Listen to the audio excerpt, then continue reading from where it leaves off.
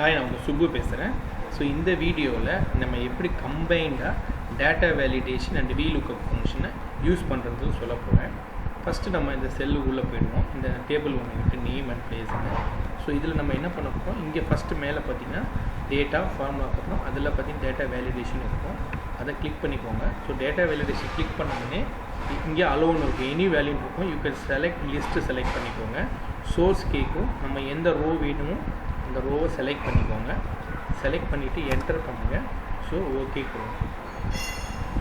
Okay கொடுத்தீங்கன்னா இந்த list வந்துடும். இங்கே நம்ம என்ன பண்ணியிருக்கோன்றது இப்போ ராம் அப்படின்றத பேர் வந்துடும். இப்போ நம்ம என்ன பண்ணலாம், இதுக்கு நம்ம டேட்டா வேலிடேஷன் பண்ணிட்டோம், கரெக்டாக. ஸோ இப்போ என்ன பண்ணுவோம், இது எப்படி VLOOKUP யூஸ் பண்ணுறோம். நம்ம VLOOKUP ஃபங்க்ஷன் ஆல்ரெடி பார்த்துருக்கோம். ஸோ VLOOKUP போகிறோம்.